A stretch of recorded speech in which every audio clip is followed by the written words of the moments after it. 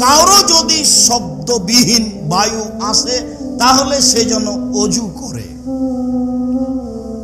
আবু হুরায়রা রাদিয়াল্লাহু তাআলা আনহু বলেন, রাসূল সাল্লাল্লাহু আলাইহি ওয়াসাল্লাম বলেছেন, মান ওয়াজাদা ফি বাতনিহি শাইআন ফাশকালা আলাইহি, সে পেশাব পায়খানা বায়ু পেটে কিছু অনুভব করলো, তার উপরে সন্দেহ চেপে গেল, কি হলো, কিছু কি ঘটলো, পেশাব পায়খানা বায়ু কিছু কি ঘটলো, ফালা ইয়াখরুজান্না মিনাল মসজিদ, সন্দেহ অবস্থায় যেন মসজিদ থেকে বের না হয়, হাত্তা ইয়াজিদা রিহান আও ইয়াসমাউ সাওতান, যতক্ষণ পর্যন্ত গন্ধ বায়ুর অনুভব না করছে বা শব্দ স্পষ্ট না বুঝছে ততক্ষণ পর্যন্ত তার ওযু বহাল আছে।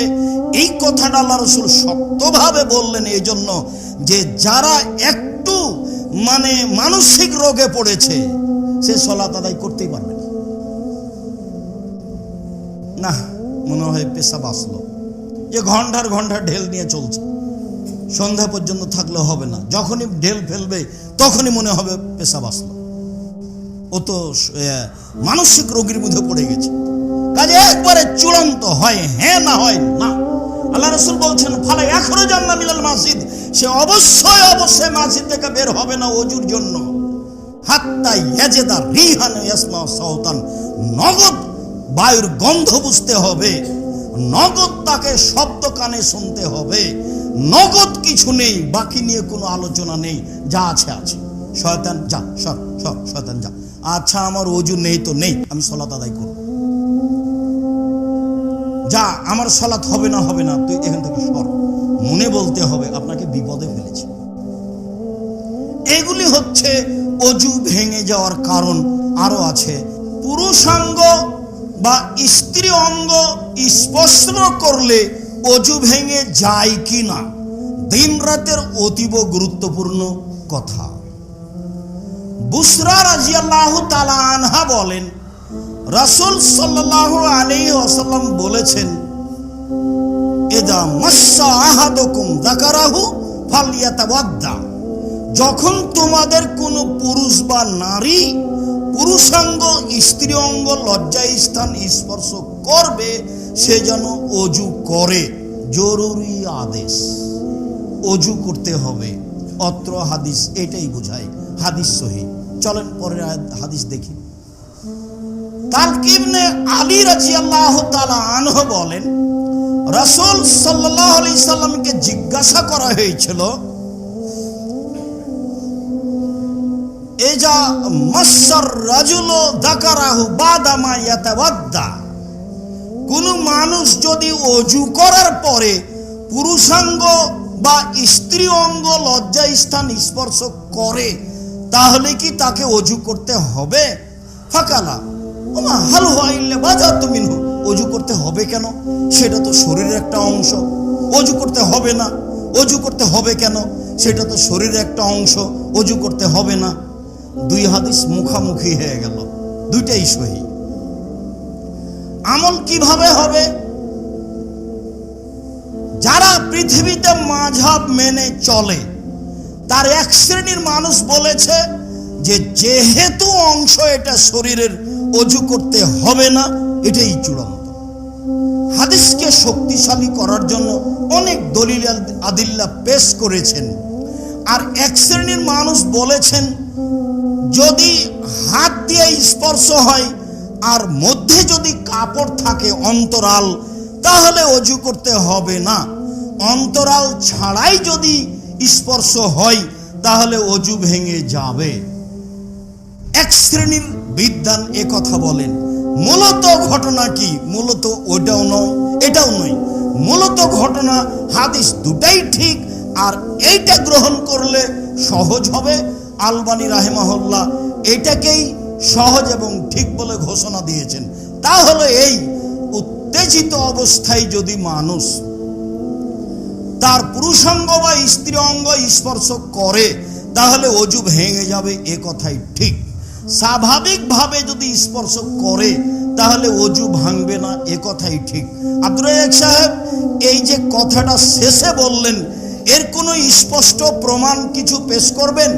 জি, সেটা হলো এই, আয়েশা রাদিয়াল্লাহু তাআলা আনহা বলেন, মানুষ যদি ওযু করে ফরজ গোসল করে তারপরে সালাত আদায়ের জন্য আর ওযু লাগবে না।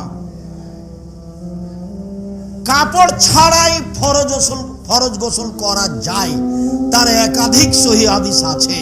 কাপড় ছাড়া হোক আর না হোক, মানুষ গোসল করলে তার শরীরের বিভিন্ন অঙ্গে হাত যাবে, এ কথাই ঠিক, তার নাম গোসল। তারপরে আল্লাহ রাসূল বললেন যে ওই ওযু বহাল আছে, ওই ওযুতেই সালাত চলবে। হাদিস বুখারী মুসলিম। মর্মে আবারও বুঝিয়ে বলি, এই কথা খুব ভালোভাবে মনে থাকে যেন, দিন রাত যেন আপনাকে কেউ বিপাকে না ফেলে। তা হচ্ছে, উত্তেজিত অবস্থায় নিজ নিজ অঙ্গ স্পর্শ করলে ওযু ভেঙে যাবে, স্বাভাবিকভাবে স্পর্শ করলে ওযু ভাঙবে না। কথা স্পষ্ট বলে আমি আশা করছি। এরপরে মজি বা মনি, শুক্রকীট বা শুক্রকীটের পূর্বে তরল পদার্থ পুরুষাঙ্গ বা স্ত্রী অঙ্গে আসলে ওযু ভেঙে যাবে কি? আলী রাদিয়াল্লাহু তাআলা আনহু বলেন, সালতু রাসূলুল্লাহ সাল্লাল্লাহু আলাইহি সাল্লাম আল মাদি, আমি আল্লাহর নবীকে জিজ্ঞাসা করলাম মজি তরল পদার্থ সম্পর্কে, তাতে কি ওযু ভেঙে যাবে? আমি জিজ্ঞাসা করলাম একটা, তিনি উত্তরের সময় বললেন দুইটা। তাতে তিনি বললেন মিনাল মাদি আল ওযু, তরল পদার্থ আসলে ওযু ভেঙে যাবে, তাকে ওযু করতে হবে। শুক্রকীট বের হলে তাকে গোসল করতে হবে। শুক্রকীটের কথা আলী রাদিয়াল্লাহু তাআলা আনহু জিজ্ঞাসা করেননি। সময়ের গতিতে যাকে জিজ্ঞাসা করা হয়েছে, পরিস্থিতিতে কল্যাণ মনে করলে বলতে পারেন যে শুক্রকীট তরল পদার্থ, একটাতে ওযু আর একটাতে গোসল, মানে এতে ওযু ভেঙে যায়। এই কথাটি আবারও ফিরে আসবে পরের আলোচনায়। স্ত্রীকে চুমু দেওয়া ওযু ভেঙে যাবে কিনা? আয়েশা রাদিয়াল্লাহু তাআলা আনহা বলেন, ইকাব্বিলুন নবী সাল্লাল্লাহু আলাইহি সাল্লাম বাজা আজওয়াজিহি সুম্মা ইসাল্লি ওয়ালা ইয়াতাওয়াদ্দা, আল্লাহর নবী তার কোন স্ত্রীকে চুমু দেন, তারপরে সালাত আদায় করেন ওযু ছাড়াই। অন্য হাদিসে এসেছে, সাহাবী বললেন, আমরা মনে করছি যে আপনি তিনি। আপনি নিজেকে গোপন করে বলছেন যে কোন স্ত্রীকে চুমু দিলেন, তারপরে সালাত আদায় করলেন, ওযু করলেন না। আমরা মনে করছি কোন স্ত্রী বলতে আপনি তিনি। তখন হেসে উঠলেন, মানে বললেন, হ্যাঁ আমি তিনি।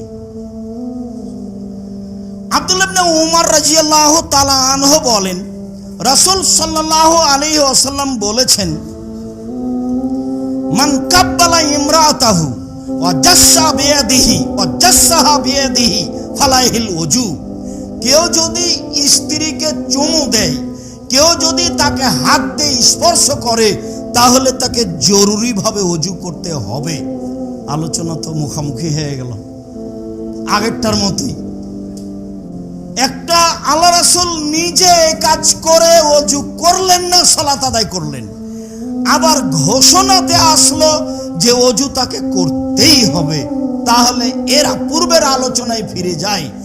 এতে যদি তরল পদার্থ আসে তাহলে ওযু ভেঙে যাবে, এটা পরের হাদিসে ঘোষণা দেওয়া হয়েছে। আর এতে যদি ওযু ভেঙে না যায় তাহলে তাকে ওযু করতে হবে না। আশা করছি কথা স্পষ্ট হয়েছে। আবার বলি, মুখামুখি দুই হাদিসে ওযু লাগবে না, আর এক হাদিসে ওযু লাগবে, জরুরি। তো তরল পদার্থ মুজি এবং শুক্রকীটের ব্যাপারে মুখামুখি দুইটা আলোচনা এসেছে, দুটাই স্পষ্ট। তার একটা হলো ওযু করতে হবে আর একটা হলো গোসল করতে হবে। তো তরল পদার্থের কারণেই তো অজু করতে হবে। এখন যদি চুমো দেওয়াতে, স্পর্শ করাতে তরল কিছু এসে থাকে পুরুষ নারীর জন্য, অজু করতে হবে, অজু ভেঙে গেছে, নেই তো নেই। বিষয়টি স্পষ্ট হয়েছে বলে আমরা আশা করছি।